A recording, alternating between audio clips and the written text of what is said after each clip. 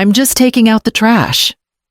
Kendall said, her voice light, almost playful, as she pushed my wedding album into a black garbage bag. I froze on the porch suitcase, still in hand, the Georgia dust from my sister's street still clinging to my shoes. At first, I thought I had come to the wrong house. The porch looked foreign, my rocking chair gone. The flower pots I'd tended, replaced by boxes labeled baby supplies. The air smelled of bleach and paint. Then I saw it. My clothes, my family photos, the quilt my mother stitched for my wedding, all crammed into shiny plastic bags, stacked by the railing like refuse, waiting for pickup. What is this? I managed to whisper. Kendall didn't even flinch. She tucked a strand of her blonde hair behind her ear, balancing a smug smile. We just needed space. The nursery's coming along and, well, all that old stuff was in the way. My throat tightened. That old stuff, I repeated. You mean my things? She shrugged, the kind of careless gesture only the powerful or the cruel ever learn. You've been gone for 2 weeks, Marla. We thought you'd understand. You said you wanted to help with the baby, not clutter up the house. The word stung deeper than she knew. My son, Brent, was nowhere to be seen, probably at work, unaware of what was happening, or worse, pretending not to be. I set my suitcase down and forced my voice steady. Where exactly did you move my room? Kendall gestured toward the back. We cleared out the laundry area for you. It's cozy. There's even a cot. A cot. I stared at the garbage bags again. The sun was setting behind the porch, and for the first time in years, I felt like a stranger in my own home. I didn't say another word. I simply picked up one of the bags, held it to my chest, and stepped inside to see what else of me had been erased. The laundry room smelled like detergent and mildew. A thin cot had been pushed against the wall, wedged between the dryer and a rack of mops. My name wasn't on anything anymore. Not the towel, not the toothbrush, not the space. I sat down slowly, the plastic bag of my belongings crackling beneath my arm. My knees ached from the long drive back from Savannah. My sister had held my hand and said goodbye with a voice thin as paper. I buried her last Thursday. I hadn't even unpacked before being told I no longer had a place in my own home. This house was mine once. 30 years ago, I signed the papers alone after the divorce. Brent, barely 4, clutching a plastic dinosaur in one hand, while I signed with the other. I raised him in these walls. Every scrape, every birthday, every slammed door. It was never big, never fancy, but it was ours. When Brent and Kendall got married, they said the house was too outdated. I wanted them to build their life here, so I handed over $125,000 renovation money, I said, just to help. No contract. No questions. Last year, they said they needed support when the fertility treatment started, so I retired early, sold my car, packed up my life and squeezed it into one guest room. And now that room was painted pale green with animal decals on the wall. The cot squeaked as I lay down, fully clothed, arms wrapped around a bag that held pieces of the life I was supposed to be part of. The lights went out in the hallway. No footsteps came to check on me. I stared at the ceiling, listening to the quiet, until I heard the soft thump of furniture being moved above me. In the morning, the house was too quiet.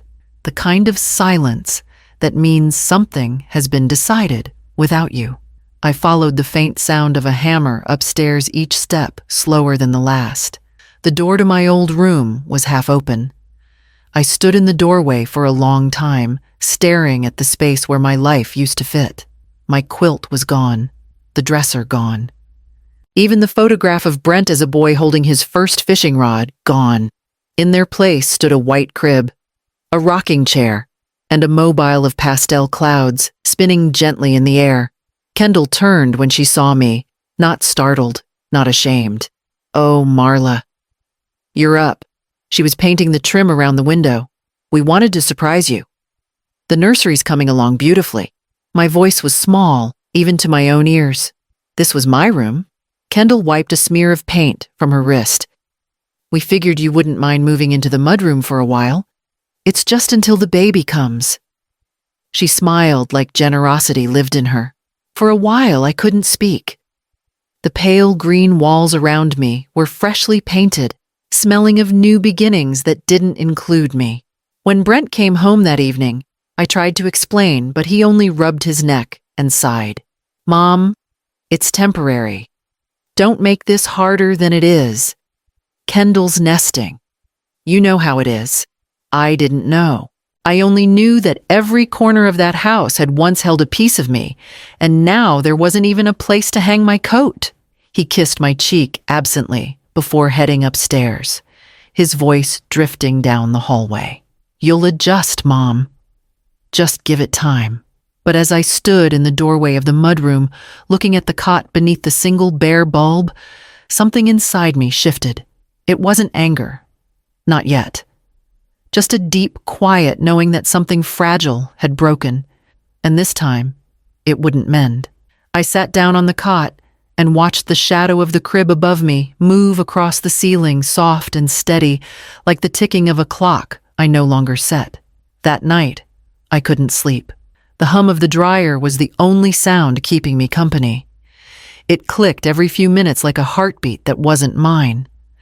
I lay there and tried not to think, but memories have a way of finding cracks in your walls. I remembered the years when Brent was little, and life was nothing but bills and bedtime stories. I worked double shifts at the post office sorting mail until my hands ached standing on concrete floors, until my knees burned. On Christmas Eve, when everyone else went home, I stayed late, making sure the last packages went out, because overtime meant another week of groceries or a new pair of shoes for him. He was a good boy then. He'd wait for me on the porch blanket around his shoulders, refusing to go to bed until I got home.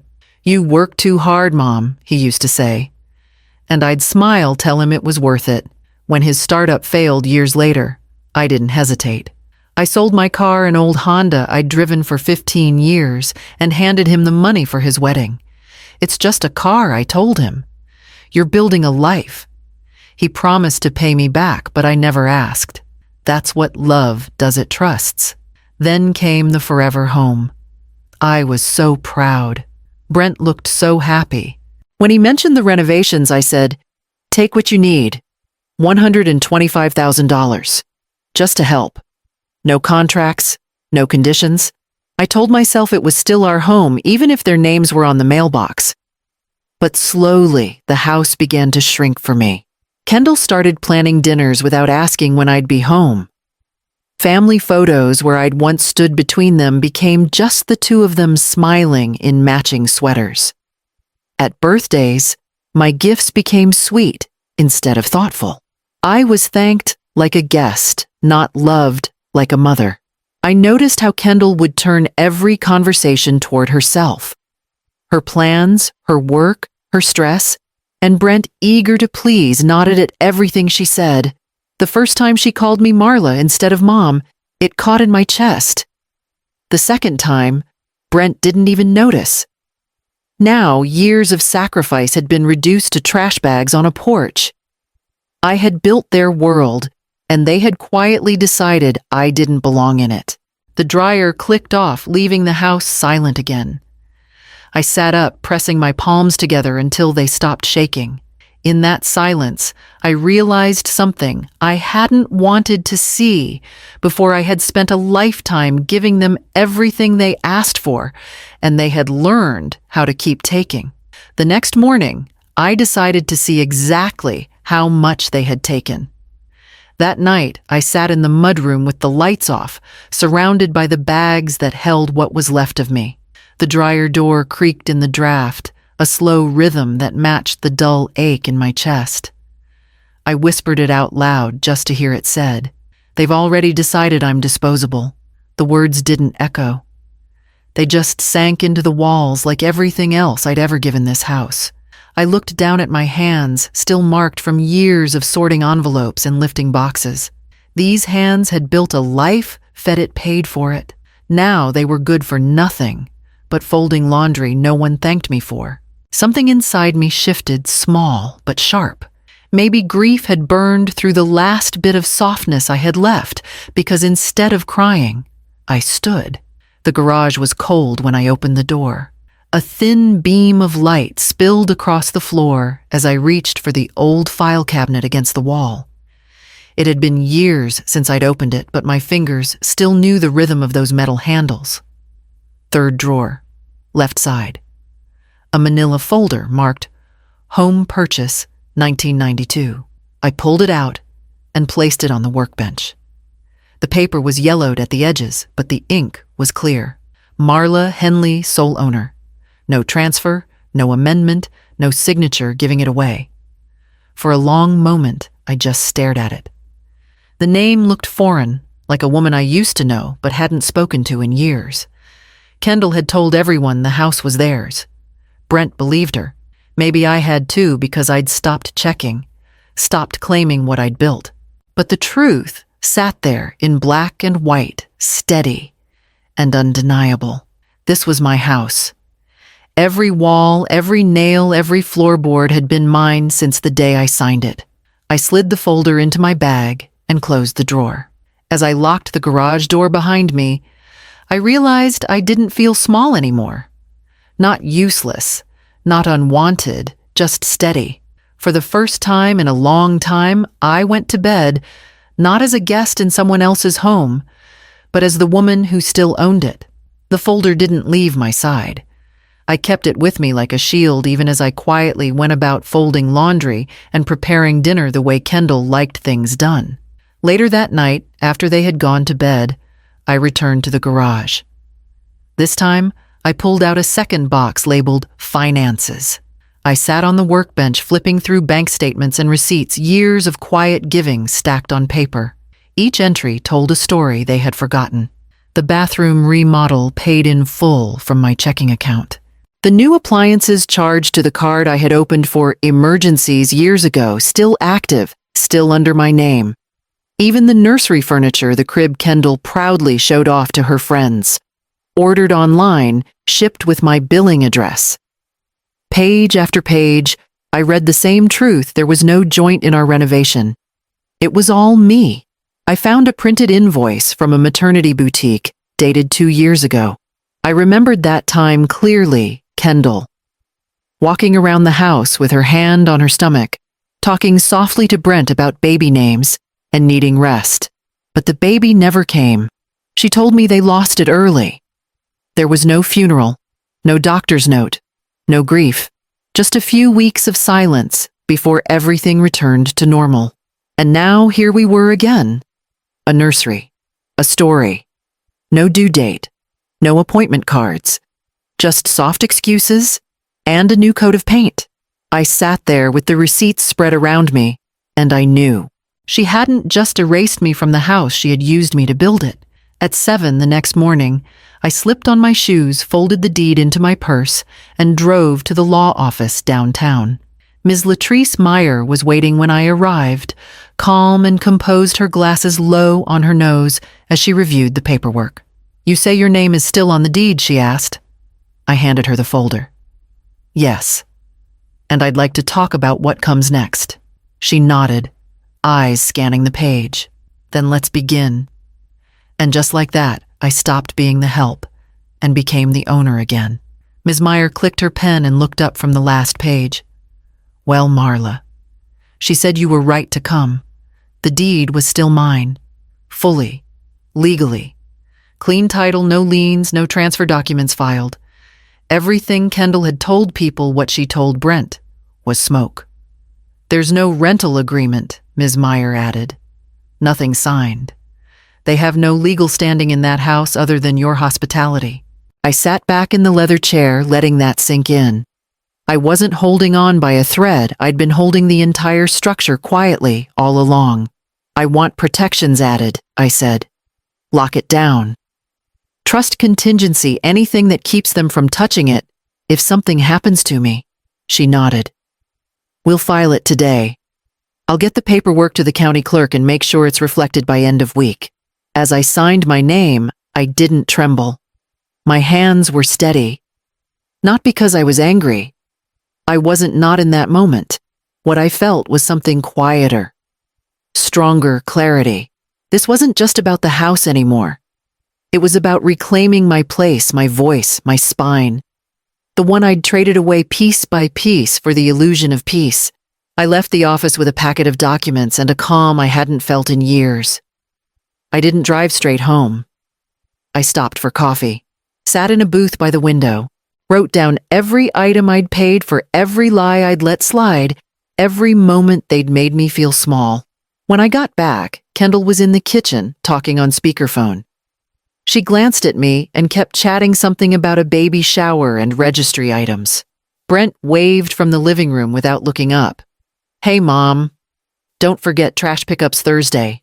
I smiled. "I'll make sure everything's where it needs to be." They didn't notice anything had changed, but I had. And now I had everything I needed to finish what they started. The next morning, I rented a storage unit 2 towns over. I didn't tell anyone. I just quietly boxed up what was mine, the things they hadn't tossed or claimed or forgotten. My wedding ring, my mother's dishes, the little quilt Brent used to sleep under when he had nightmares. I labeled everything, drove back and forth for days, unloading my life in quiet trips. Kendall didn't notice. Brent didn't ask.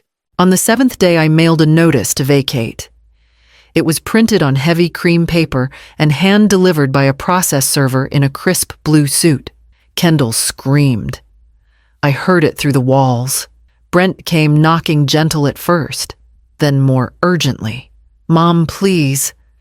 We didn't mean to push you out. You're overreacting. Can we talk?" I opened the door. 30 days. That was all I said. For the rest of the month, they tried everything. Guilt, charm, silence. I moved through the house like a ghost. I smiled when spoken to. Made coffee in the mornings, did the laundry without a word. But each day, the quiet grew louder. They didn't know what to do with silence they couldn't control.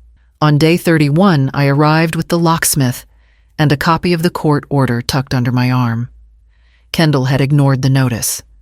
Brent had assumed I was bluffing. They weren't home. I changed the locks.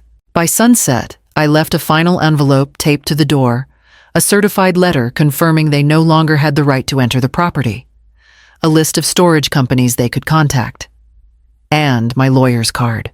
That night, Kendall posted a long message on Facebook calling me ungrateful, senile, cruel. She wrote about being abandoned by the woman who raised her husband and accused me of stealing the home she helped create. I didn't reply. I simply uploaded a photo of the deed. My name, my date, my signature. No caption, just the truth. The post went viral in our town's neighborhood group. I saw people comment things like, "Good for her," and "You don't mess with a mother's patience." But I didn't need their applause. I'd already decided what I was going to do next. A month after the locks were changed, Brent and Kendall moved into a 1-bedroom rental across town, tucked behind a gas station and a row of cracked mailboxes. I never saw them leave. They didn't say goodbye. I didn't need them to. The neighborhood got quiet about it, but people talk in their own ways. Mrs. Adler from 3 doors down mentioned Brent had taken out a loan through some startup lender with sky-high rates. I nodded, but didn't respond. 2 weeks later, someone slipped and said Kendall had moved back in with her mother. No one used the word separation, but they didn't have to. I heard Brent started delivering for an app on the side. I don't say that to gloat, I say it because I think sometimes consequences don't look like punishment. They just look like weight finally falling into place. As for me, I didn't stay in the house. I had spent too many nights there wondering how I became invisible. I rented it to a young schoolteacher named Noelle. She walked through the place slowly when I showed it her hand, running along the old trim, her eyes soft, when she saw the built-in shelves Brent once used for his picture books. "I've never lived in a place with this much soul," she whispered. I gave her the keys that same afternoon. 2 weeks later, I signed the papers on a small cottage at the edge of town. Nothing fancy, but it had quiet mornings, sun-warmed windows, and a garden I could tend without interruption. The first night I slept there, I left the windows open. No dryers humming, no footsteps upstairs. Just wind in the leaves and a voice inside me steady now. Not angry, not bitter, just mine. And in that silence, I heard the start of something I hadn't felt in years, something like peace. I planted tulips by the fence, that spring yellow ones, the color Brent used to pick for me on the walk home from school. My knees hurt, and the soil was stubborn, but I didn't mind. The quiet helped. Some nights I still heard echoes. Not voices, just memories. Brent sitting at the kitchen table doing homework, me running my fingers through his hair while he pretended not to enjoy it. I didn't raise him with contracts or warnings. I gave him warmth room to grow and a soft place to land. I raised him with love, not leverage. But maybe that was the problem. I taught him to give, but I never taught him to guard. And when Kendall came along, I mistook her charm for care, her plans for partnership. I wanted so badly to belong to the future they were building. I never stopped to wonder if they'd already shut the door. I gave them everything I had, and they still wanted me gone. But here's what they forgot. Trash only goes out when the owner says so. And I never stopped owning this life. Now I wake up with sun on my face and no one telling me where I don't belong. My phone is quiet. My name is my own. And the home I built, whether it's this cottage or the house on Sycamore Lane, still stands. Not because they remembered me, but because I finally remembered myself.